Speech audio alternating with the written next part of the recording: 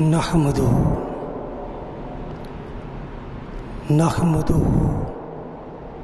ونصلي ونسلم على رسوله النبي الكريم أما بعد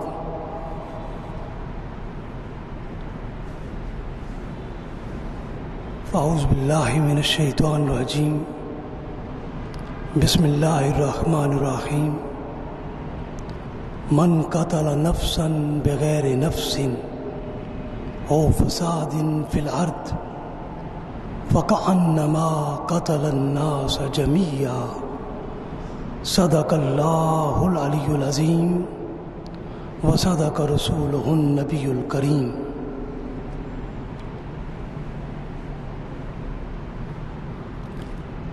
معزز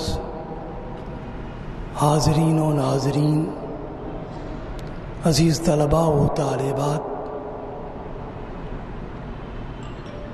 آج کے جمعۃ المبارک کو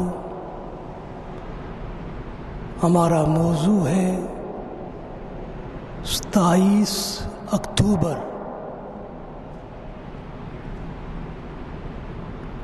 کشمیر کے لیے یوم سیاہ ہے، بلیک ڈے ہے۔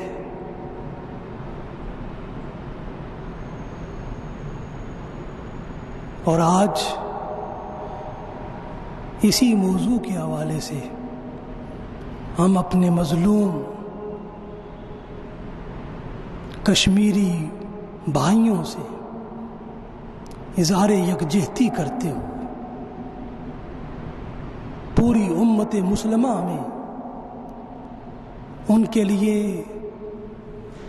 حریت کی اور خود ارادیت کی آواز اٹھاتے ہوئے اور عالمی انسانی ضمیر کو متوجہ اور متنبہ کرتے ہوئے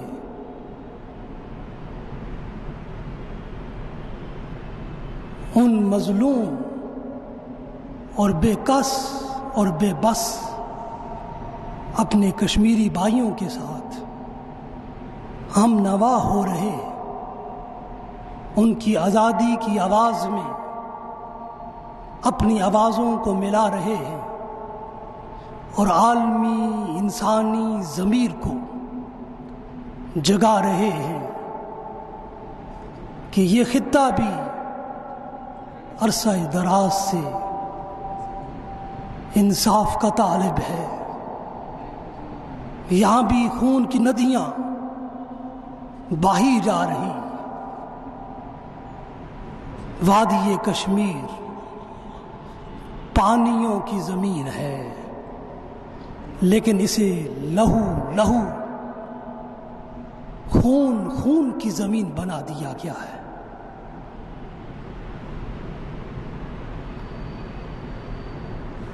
ہم آج کے اس موضوع کے حوالے سے جب قرآن حکیم کی طرف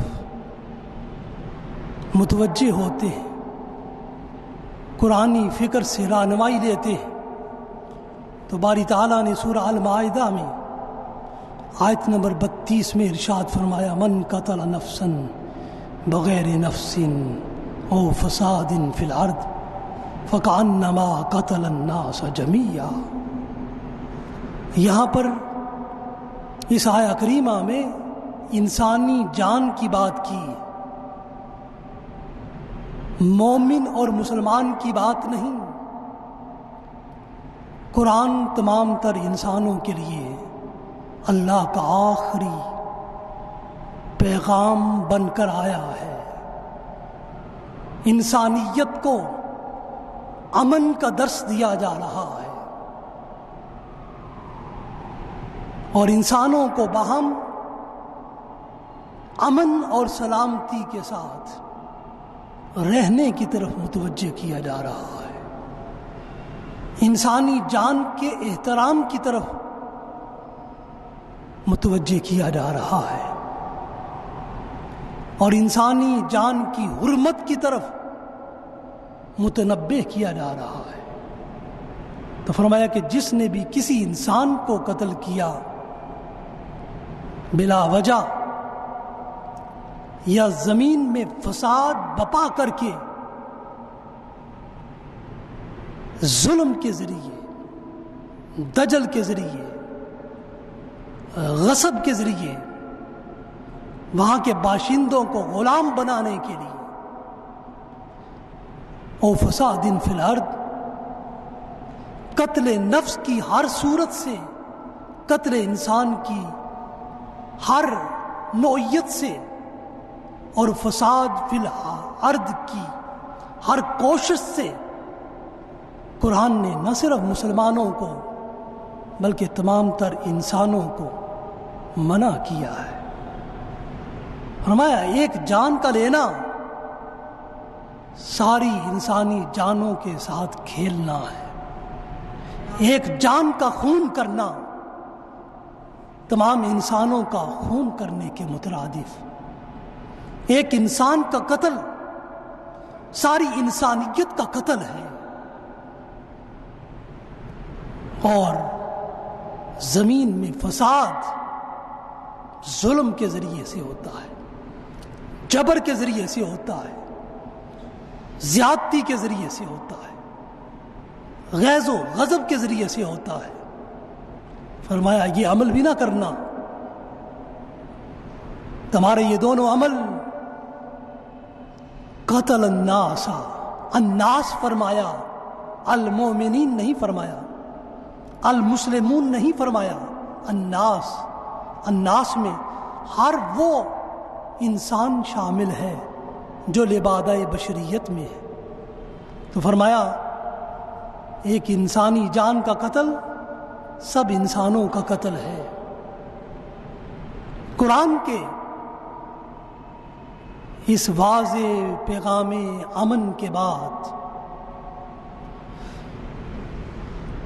جو انسانیت کے بڑے چیمپئن ہیں اور انسانی حقوق کے بڑے علم بردار ہیں اور انسانی حقوق کی آواز بلند کرتے ہوئے تھکتے نہیں ہیں، ان کو کشمیر کی وادی انسانوں کے بہتے ہوئے خون کی طرف متوجہ کر رہی ہے،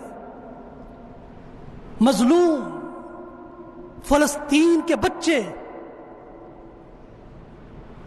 عورتیں، بوڑھے، انسانی ظلم جو اسرائیل کر رہا ہے اس کی طرف متوجہ کر رہے ہیں۔ آج انسانیت لگتا ہے کہ مر چکی ہے، آج عالمی افق پر انسانیت فقط چند ترقی یافتہ ملکوں کے لیے ہی جاگتی ہے، ان کے حقوق کا تحفظ کرتی ہے، بے بس اور بے کس اور مظلوم اور کمزور انسانوں کے لیے آج کوئی آواز نہیں اٹھاتا، اور شاید آواز بلند کی جائے تو ملکوں کے، قوموں کے مفادات، ان کی خارجہ پالیسیاں وہ رکاوٹ بن جاتی، ان کی آواز بلند کرنے سے عالمی امن کو شاید خطرہ ہو جائے، جبکہ عالمی امن کو دن دہاڑے برباد کیا جا رہا ہے، سر عام ظلم کیا جا رہا ہے، انسانوں کو حیوانوں کی طرح ان سے بھی بدتر صورت میں ختم کیا جا رہا ہے۔ آج کا دن 27 اکتوبر کا دن پوری دنیا میں، پورے پاکستان میں، کشمیر کی وادی میں، سارے باضمیر انسانوں کی سوچوں اور ان کے عملوں میں ایک یوم سیاہ کے طور پر منایا جا رہا ہے۔ آج جی سی یونیورسٹی بھی عالمی آواز میں اپنی آواز کو بلند کرتے ہوئے آج کشمیر کے مظلوم انسانوں کی آزادی کے لیے، ان کی حریت کے لیے، ان کے انسانی حقوق کی بازیابی کے لیے آواز بلند کر رہی ہے۔ آج کا دن ہمیں یاد دلاتا ہے اس خوبصورت کشمیر کی زمین کے حوالے سے، اس کی وادی کے حوالے سے، اس کی تاریخ کے حوالے سے، اور اس کو آزادی نہ ملنے کے ان سارے عوامل کو ہمارے سامنے بے نقاب کرتا ہے۔ بلا شبہ کشمیر کا زمینی تعلق شمال میں مری کے ساتھ ہے، ایبٹ آباد کے ساتھ ہے آزاد کشمیر کا، مشرق میں سیالکوٹ کے ساتھ ہے، ہماری جانب جو کشمیر ہے اس کی بات کر رہے ہیں، اور اس کشمیر کی کل آبادی گزشتہ 600 صدیوں سے مسلمانوں کی غالب آبادی کے طور پر چلی آ رہی ہے۔ کشمیر کے تمام دریا وہ پاکستان اور انڈیا کی سرزمین کو سیراب کرتے ہیں۔ بھارت کے ساتھ کشمیر کی سرحد کی لمبائی 50 میل ہے، جبکہ پاکستان کے ساتھ اس کی سرحد کی لمبائی 384 میل ہے۔ کشمیر کا رقبہ 84,000 مربع میل پر واقع ہے۔ 1 کروڑ سے زائد آبادی اس کشمیر کی ہے۔ جب ہم تاریخی تناظر میں اس کشمیر کے مسئلے کے بارے میں جاننا چاہتے ہیں تو یہ مسئلہ ریڈ کلف ایوارڈ سے شروع ہوتا ہے، جس کے تحت مسلم اکثریت کا علاقہ گورداسپور بھارت کو دے دیا گیا، انڈیا کو دے دیا گیا، اور ریڈ کلف کشمیر کو بھارت کا حصہ بنانا چاہتا تھا۔ اس ضمن میں سردار پٹیل اور لارڈ ماؤنٹ بیٹن کی باہمی سازش کا ہمیں تاریخ کے اوراق میں قطعی ثبوت ملتا ہے۔ جب 1947 کو تقسیم میں برصغیر کا سلسلہ شروع ہوتا ہے، پاکستان ایک آزاد اور خود مختار ریاست کے طور پر معرض وجود میں آتا ہے، اور انڈیپینڈنس ایکٹ کی دفعہ 7 کی روح سے تمام ہندوستانی ریاستوں کو یہ حق دیا جاتا ہے کہ وہ اپنی مرضی کے مطابق پاکستان یا انڈیا کے ساتھ الحاق کریں۔ Governor general lord Mountbatten نے تمام ریاست کے حکمرانوں کو یہ مشورہ دیا کہ وہ الحاق کرتے وقت پاکستان اور انڈیا کے ساتھ اپنے محل وقوع کو ضرور دیکھیں، اپنی آبادی کی اکثریت کا خصوصی لحاظ کریں، اور ان کے تمام تر مذہبی رجحانات کو لازمی دیکھیں، اور لوگوں کی خواہشات کو بھی آزادی کے حوالے سے پیش نظر رکھیں۔ اور اس نے مزید یہ کہا کہ وہ اپنی ہمسایہ ریاست سے اپنا دامن کبھی بھی نہیں چھڑا سکتے، جیسے کوئی بھی ریاست اپنے باشندوں سے اپنا تعلق ختم نہیں کر سکتی، اسی طرح ہمسایوں کے ساتھ بھی تعلق کبھی ختم نہیں ہوتا۔ بہرحال تقسیم ہند کے تیسرے دن ریاست جوناگڑھ، حیدرآباد اور ریاست کشمیر کے الحاق کا مسئلہ انڈیا اور پاکستان کے درمیان ایک متنازع مسئلہ بن گیا۔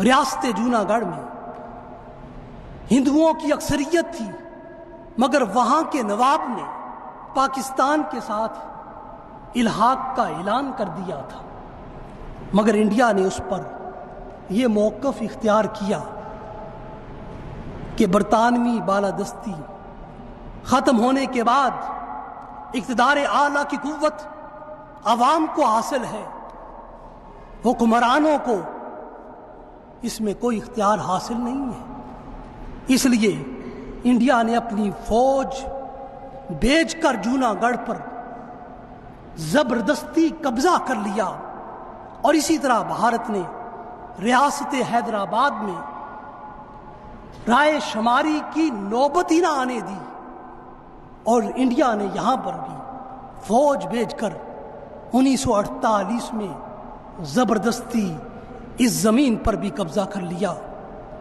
جبکہ ریاست کشمیر کی صورتحال یہ تھی، یہاں کی کل آبادی جس میں سے 80% آبادی مسلمانوں کی تھی، مگر یہاں کا حکمران ہندو تھا۔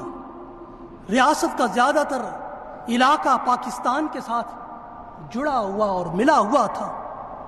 مہاراجہ کشمیر نے سیاسی چال چلی، حکومت پاکستان کے ساتھ معاہدہ کر کے ریاست جموں و کشمیر کی تمام تر ذمہ داریاں اس نے سنبھال لی، اور یہ معاہدہ حقیقت میں مہاراجہ کی ایک سیاسی چال تھی، اپنے اقتدار کو محفوظ کرنے کے لیے اور کشمیر کو انڈیا کے ساتھ ملحق کرنے کے لیے، اور یوں اس نے اپنے مفادات کو بھی محفوظ کیا۔ مہاراجہ کا اصل مقصد کشمیر کا انڈیا کے ساتھ الحاق تھا، اور اس مقصد کے لیے نہرو اور مسٹر گاندھی درپردہ اس کی مدد کر رہے تھے۔ کشمیری عوام کو جب مہاراجہ کے منصوبے کا علم ہوا تو انہوں نے آزادی کی تحریک شروع کر دی۔ ڈوگرا فوج نے اس تحریک کو دبانے کے لیے ہر ممکن سعی و کاوش کی، اور اس کاوش میں ڈوگرا فوج نے ہر جائز اور ناجائز حربے کو استعمال کیا۔ مہاراجہ خود اس مہم جوئی کی قیادت کر رہا تھا۔ کشمیری عوام نے سر دھڑ کی بازی لگا کر ڈوگرا فوج کو شکست فاش دی، اور آزاد کردہ علاقے کا کنٹرول 24 اکتوبر 1947 کو خود سنبھال لیا۔ مہاراجہ نے جموں میں جا کر پناہ لی، اور جموں سے مہاراجہ نے governor general lord Mountbatten کو خط لکھا، جس میں اس نے بھارتی فوج سے مدد کی اپیل کی۔ بھارت آئینی طور پر اپنی فوجیں کشمیر میں نہیں بھیج سکتا تھا، اس لیے اس نے بھارت کے ساتھ کشمیر کے الحاق کی مہاراجہ نے پیشکش کی، تاکہ انڈیا کو وہاں فوج داخل کرنے کا آئینی اور قانونی جواز مل سکے۔ 27 اکتوبر آج کے دن انڈیا نے کشمیر میں، وادی کشمیر میں اپنی فوج کو زبردستی داخل کر دیا، اور اس طرح کشمیر کے چوتھائی حصے پر، بہت بڑے حصے پر قابض ہو گیا۔ 1 جنوری 1948 کو بھارت نے خود سلامتی کونسل میں مستغیث کے طور پر یہ مسئلہ پیش کیا، اور 16 جنوری 1948 کو پاکستان بھی سلامتی کونسل کی طرف رجوع کرتا ہے۔ سلامتی کونسل نے دونوں ملکوں سے اپیل کی کہ وہ مسئلے کے حل تک کسی قسم کا اقدام کرنے سے گریز کرے۔ مئی 1948 میں حکومت پاکستان اپنی افواج کشمیر میں بھیجنے پر مجبور ہوئی، تاہم سلامتی کونسل نے اپنے فیصلے میں لکھا، ریاست کشمیر کے الحاق کا فیصلہ آزادانہ اور غیر جانبدارانہ استصواب رائے کے ذریعے سے کیا جائے گا۔ سلامتی کونسل نے اقوام متحدہ کا ایک کمیشن قائم کیا، جس کا مقصد ریاست میں امن و امان کو قائم کرنا تھا، اور وہاں آزادانہ اور غیر جانبدارانہ رائے شماری کرانا تھا، اور فریقین کو جنگ بندی پر قائم رکھنا تھا۔ چنانچہ UNO کے کمیشن کی وجہ سے 1949 کو ریاست میں جنگ بندی ہو گئی۔ انڈیا اور پاکستان نے باہمی رضامندی سے اقوام متحدہ کے نمائندے کو ناظم برائے رائے شماری مقرر کیا۔ بھارتی حکومت نے بعد ازاں اس کا انکار کر دیا، رائے شماری سے انکار کر دیا۔ انڈیا اقوام متحدہ اور عالمی برادری کی اپیلوں کو مسلسل اور مستقل مسترد کرتا رہا اور آج تک کر رہا ہے، اور اپنی افواج کے کشمیر سے انخلا کے لیے کسی طور پر نہ اس وقت تیار ہوا تھا نہ آج تیار ہے۔ جنوری 1951 میں دولت مشترکہ کے وزرائے اعظم نے ریاست میں آزادانہ اور غیر جانبدارانہ رائے شماری کرنے کے لیے ریاست سے فوجوں کے انخلا کے لیے اپنی خدمات پیش کی۔ پہلی تجویز یہ دی گئی کہ دولت مشترکہ کی فوج ہو جو کہ آسٹریلیا، نیوزی لینڈ فراہم کرے۔ دوسری تجویز یہ دی گئی کہ انڈیا اور پاکستان کی مشترکہ فوج تیار کی جائے۔ تیسری تجویز یہ دی گئی کہ مقامی باشندوں پر مشتمل UN کے نمائندہ ناظم برائے رائے شماری وہ خود تیار کرے۔ پاکستان نے تینوں تجاویز کو قبول کر لیا، لیکن انڈیا نے اس کے برعکس تینوں تجاویز کو مسترد کر دیا۔ اقوام متحدہ اور سلامتی کونسل کی تمام قراردادوں کو انڈیا مسئلہ کشمیر کے حل میں ہمیشہ سے مسترد کرتا رہا ہے، اور اس عالمی مسئلے کو اس نے پھر دو ملکوں انڈیا اور پاکستان کا مسئلہ بنا کر کشمیریوں کے ساتھ ظلم کیا۔ پاکستان اس مسئلے کے حل کے لیے مذاکرات کی مسلسل دعوت دیتا رہا اور آج بھی دعوت دے رہا ہے، اور اس مسئلے کے حل کے لیے تمام تجاویز کو خوش آمدید کہتا رہا اور کہہ رہا ہے، مگر انڈیا اس مسئلے کو حل نہ کرنے پر کاربند رہا۔ کبھی کشمیر کو متنازع علاقہ تسلیم کرتا رہا، اور اس کے ساتھ ساتھ کبھی کشمیر کو اپنا اٹوٹ انگ قرار دیتا رہا۔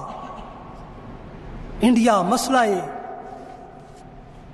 کشمیر کے حل کو لٹکا کر در حقیقت اس کے وسائل پر قبضہ کرنا چاہتا ہے، اور اس کے دریاؤں کا رخ اپنی سرزمین کی طرف منتقل کرنا چاہتا تھا، اور اب تک مسلسل وہ کر چکا ہے۔ پاکستان کی طرف بہتے ہوئے دریا اب انڈیا کی سرزمین کی طرف بہہ رہے۔ کشمیر کی آزادی کا منصوبہ 1947 سے دنیا کے نقشے پر آج بھی ادھورا ہے، اور 1947 سے کشمیری تحریک آزادی بپا کیے ہوئے ہیں اور اپنے خون پر خون دے رہے ہیں۔ وقتاً فوقتاً مجاہدین اس تحریک آزادی کو تحرک دیتے، بھارت ظلم و ستم اور جبر و اکراہ کی انتہا کر دیتا ہے، اور اس تحریک کو مسلسل دباتا ہے اور دبا رہا ہے۔ انڈیا اور پاکستان کی ہر حکومت کے ہر دور میں سب سے بڑا مسئلہ ان دونوں کے درمیان یہ مسئلہ کشمیر رہا ہے۔ اس مسئلہ کشمیر کی بنا پر دونوں اس پورے خطے کا امن خطرے سے دوچار ہے، اور دونوں ملک اسی مسئلہ کشمیر کی بنا پر 3 جنگیں اب تک لڑ چکے ہیں اور مزید لڑنے کے لیے آمادہ ہیں، اور دونوں اپنی عوام کے ساتھ ظلم کر رہے ہیں۔ اس مسئلے کے حل نہ ہونے کی بنا پر اپنی فوجی قوت کو انڈیا مسلسل بڑھا رہا ہے، اور یہ اب صورتحال یہ ہے دونوں ملک ایٹمی قوت بن چکے ہیں۔ اب ان کے مابین روایتی جنگ تو بند ہے، مگر اب اگر کبھی جنگ ہوئی تو وہ پاکستان اور انڈیا دونوں کے لیے خطرناک ہوگی، بلکہ تیسری دنیا اور ساری دنیا اور عالمی دنیا کے لیے یہ جنگ خطرہ بن جائے گی۔ اب یہ ایٹمی جنگ ہوگی، اس لیے اس مسئلے کو حل کرنا آج سارے عالم انسانیت کی ذمہ داری ہے۔ اس جنگ کے نتیجے میں انڈیا اور پاکستان ہی معاذ اللہ تباہ نہ ہوں گے بلکہ ساری دنیا کا امن غارت ہو جائے گا۔ اس لیے مسئلہ کشمیر آج ہمیں متوجہ کرتا ہے، اسے حل کیا جائے، پہلی فرصت میں حل کیا جائے۔ حاضرین و ناظرین گرامی قدر، انڈیا نے اب تک کشمیر کی آزادی کو دبانے کے لیے، کچلنے کے لیے لاکھوں کی فوج کو مقبوضہ کشمیر میں مسلط کر رکھا ہے، اور آزادی کی ہر آواز کو انڈیا ہر دور کے اندر 1947 سے مسلسل دبا رہا ہے، قوت کے ذریعے، طاقت کے ذریعے، اسلحہ کے ذریعے سے۔ اس آواز کو مسلسل دبانے کے لیے انڈیا کشمیریوں کی نسل کشی بھی کر رہا ہے، اور اپنے ہندوؤں کو وہاں آباد بھی کر رہا ہے، اور کشمیریوں کی خون کی ندیاں جاری کر رہا ہے، اور ان کا مسلسل خون بہا رہا ہے۔ اس پر سارا عالم انسانیت خاموش تماشائی بنا ہوا ہے۔ کشمیری بچے، پھول جیسے بچے، ان کے جسموں کو مسلسل کچلا جا رہا ہے، مسلم عورتوں کی عصمت دری کی جا رہی ہے، نوجوانوں کو اذیت ناک طریقے سے قتل کیا جا رہا ہے، چادر اور چار دیواری کا تقدس پامال کیا جا رہا ہے۔ مقبوضہ وادی کشمیر میں انسانیت آج انسانیت کے ہاتھوں، انسانوں کے ہاتھوں انسانیت تڑپ رہی ہے، سسک رہی ہے۔ آج کی مہذب دنیا میں انسانوں کے ساتھ فرعونی اور نمرودی رویے اختیار کیے جا رہے ہیں۔ بھارتی حکمران ہٹلر کے روپ میں انسانیت کی تذلیل کر رہے ہیں، اور انسانیت کا مسلسل وادی کشمیر میں خون بہا رہے ہیں۔ حاضرین و ناظرین گرامی قدر، مقبوضہ کشمیر کے مسلمانوں کے تمام بنیادی انسانی حقوق، آج انسانی حقوق کی آوازیں ہر جگہ پر اٹھ رہی ہیں، لیکن انسانی حقوق کا سب سے زیادہ پامالی وادی کشمیر میں ہو رہی ہے، اور فلسطین کی سرزمین پر ہو رہی ہے۔ اقوام متحدہ مقبوضہ کشمیر کے بہتے ہوئے خون پر وہ مسلسل خاموش ہے، اور اپنی تشویش کا اظہار بھی نہیں کرتا، کبھی کبھار مگر مچ کے آنسو ضرور بہاتا ہے۔ UN کی بے عملی اور بے حسی نے اس مسئلے کو پوری دنیا کے لیے، پوری دنیا کے امن کے لیے اس مسئلے کو ایک عظیم خطرہ بنا دیا ہے۔ اقوام متحدہ اور سلامتی کونسل آج اپنی قراردادوں کے سامنے بے بس نظر آتی ہے۔ کشمیریوں کے گھروں کو آج جلایا جا رہا ہے، ان کو تباہ کیا جا رہا ہے، ان سے زندہ رہنے کا حق مسلسل چھینا جا رہا ہے، اس کے نوجوانوں کو قتل کیا جا رہا ہے، مارا جا رہا ہے۔ پاکستان اور انڈیا اس مسئلے پر مسلسل مذاکرات کرتے رہے ہیں، اب تو مذاکرات کا سلسلہ بھی بند ہے، کئی سالوں سے مذاکرات کا دروازہ بھی بند ہو چکا ہے۔ ساری دنیا اپنے مسئلوں کے لیے مذاکرات کرتی ہے، لیکن مسئلہ کشمیر پر مذاکرات بند ہیں۔ عالمی قوتیں دیکھ رہی ہیں، مذاکرات کی بحالی نہیں ہو رہی، اور ان مذاکرات کو ہمیشہ پر امن مذاکرات کا نام دیا گیا، جبکہ کشمیر میں امن کی بجائے وہاں 1947 سے آزادی کی جنگ جاری ہے، وہاں امن نہیں ہے، وہاں خون ہے۔ مذاکرات امن کے ہیں، لیکن خون مسلسل کشمیر کی وادی میں بہہ رہا ہے۔ زمین نے کشمیر کا چپا چپا اس خون سے سرخ ہو چکا ہے، لیکن ان عالمی انسانی ضمیر اب بھی بیدار ہونے کے لیے تیار نہیں ہے، اس لیے کہ شاید یہ خون مسلم ہے، اور یہ شاید عالمی ضمیر کی نظر میں خون انسان نہ ہو۔ کشمیر کا تعارف انڈیا اور پاکستان کے لیے یہی ہے کہ یہ دریاؤں اور پانیوں کی زمین ہے۔ بھارت اور پاکستان میں بہنے والے دریاؤں کے سوتے کشمیر کی سرزمین سے پھوٹتے ہیں۔ کشمیر کا پانی بھارت نے پیا ہے اور مسلسل پی رہا ہے، مگر اس کے ساتھ ساتھ انڈیا کشمیریوں کا خون بھی پی رہا ہے، ان کا پانی بھی پی رہا ہے اور ان کا خون بھی پی رہا ہے، اور مسلسل پیے جا رہا ہے، اور ان پر ان کا خون پانی کی طرح بہا بھی رہا ہے۔ اب کشمیر سے پانی کے دریا ہی جاری نہیں ہوتے، بلکہ انڈیا کے ظلم و ستم اور جبر و اکرا اور اس کے ظالمانہ پنجوں کی وجہ سے کشمیر کی وادی سے پانی کے علاوہ خون کے دریا بھی جاری ہو ساری ہیں، جو 1947 سے مسلسل بہہ رہے ہیں۔ کشمیر سے بہنے والا انسانی خون کا دریا عالمی ضمیر پر اور عالمی اداروں پر ایک زوردار تماچا ہے، اور عالمی انسانی حقوق کی بات کرنے والے اور عالمی انسانی جمہوریت کا راپ الاپنے والوں اور انسانی مساوات کے نعرے بلند کرنے والوں کو کشمیر کا خون، کشمیریوں کا خون جھنجھوڑ کر کہتا ہے۔ آزادی کی خاطر بہنے والے اس انسانی خون کے دریا کا بھی انسداد کرو، اس خطے کے لوگوں کو بھی آزادی کا بنیادی حق دو، ان کی آواز میں بھی اپنی آواز ملاؤ۔ دنیا کی سارے خطوں کے مسئلوں کو حل کرنے والوں، اس وادی کشمیر کے مظلوم انسانوں کے مسئلہ آزادی کا بھی فیصلہ کرو۔ بھارت عالمی جمہوریت کا سب سے بڑا جمہوری چیمپئن بنا ہوا ہے۔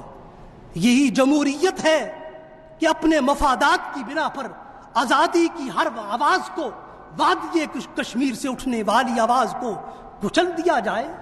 کیا اسی کا نام جمہوریت ہے؟ اور مظلوم اور نہتے انسانوں کا خون پانی کی طرح بہایا جائے، کیا یہی جمہوریت ہے؟ مذہبی آزادیوں کو سلب کیا جائے، کچلا جائے، کیا یہی جمہوریت ہے؟ عورتوں، بچوں اور عام انسانوں کا قتل عام کیا جائے، کیا اسی کو جمہوریت کہتے ہیں؟ اور ان کو بے گورو بے کفن ان کی لاشوں کی تذلیل کرتے ہوئے ان کو سڑکوں پر چھوڑ دیا جائے، کیا اسی کا نام جمہوریت ہے؟ نہتے عوام کا ریاستی قوت کی بنا پر بہیمانہ اور حیوانانہ قتل کیا جائے، کیا اسی کو جمہوریت کہتے ہیں؟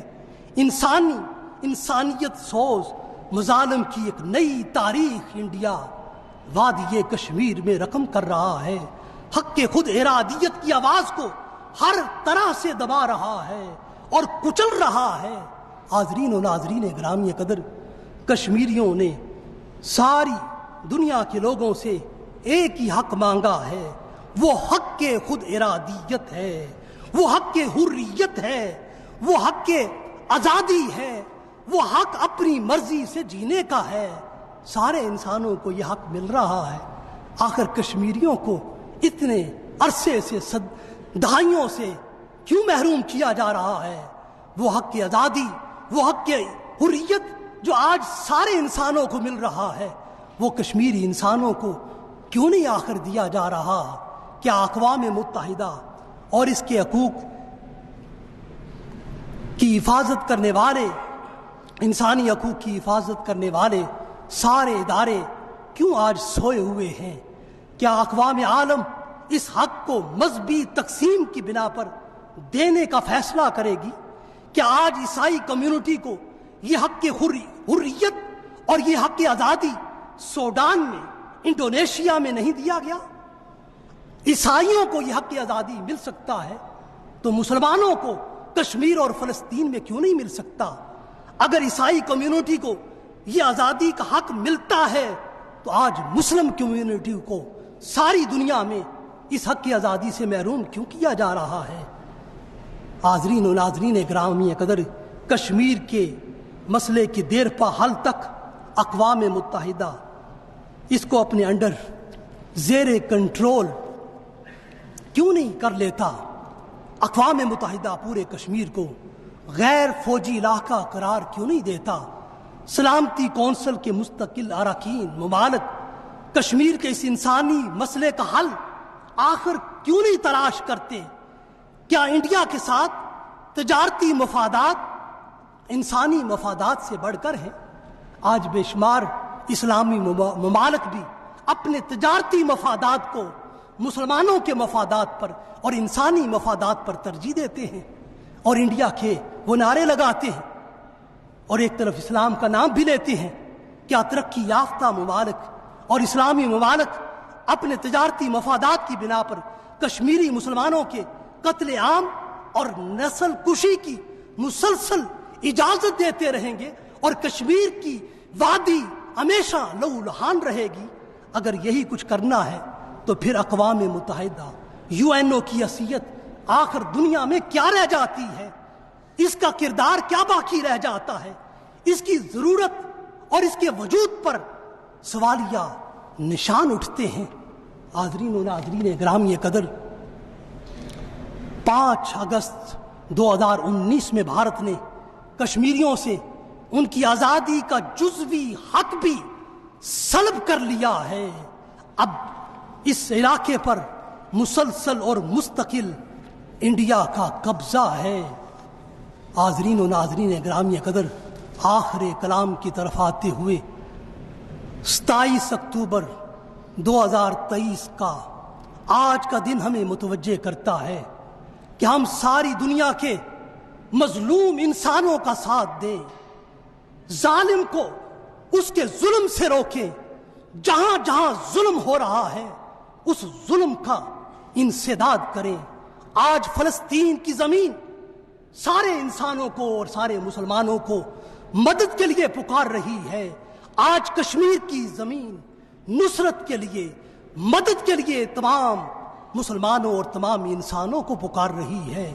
امت مسلمہ کا وجود زخمی ہے، اور یہ عالمی افق پر اس کا وجود ایک نادار، ایک غریب، ایک مفلس، ایک کمزور وجود کی طرح ہے۔ امت مسلمہ کا وجود ایک مفلس شدہ وجود کی طرح ہے۔ یہ وجود غیروں کا دست نگر ہے۔ اس کے وسائل پر، اس کے ملکوں پر اور اس کے خطوں پر، اس کی زمینوں پر اور اس کے کل وسائل پر اپنے ملک میں رہتے ہوئے غیروں کا قبضہ ہے۔ ہماری آواز ہماری زمینوں سے، ہماری آزاد زمینوں سے کوئی آواز ان عالمی ٹھیکیداروں کے خلاف آواز بلند ہی نہیں ہوتی جب تک وہ ہمیں اجازت ہی نہ دیں۔ ہمارے بولنے کے لیے الفاظ کا چناؤ بھی عالمی سطح سے ہمیں میسر آتا ہے، اور پھر جا کر ہم الفاظ اپنے منہ میں اور اپنی زبان پر لاتے ہیں۔ ہمارے احتجاج کے لیے اجازت نامہ بھی ہمیں عالمی سطح سے ہر اسلامی ملک کو میسر آتا ہے، تب احتجاج ہوتا ہے۔ ہم قومی اور ملی سطح پر بے بس ہیں، بے حیثیت ہیں، ضعیف و ناتواں ہیں، لیکن ہمارا ایمان ہمارے وجود کے اندر قوی ہے، حاوی ہے۔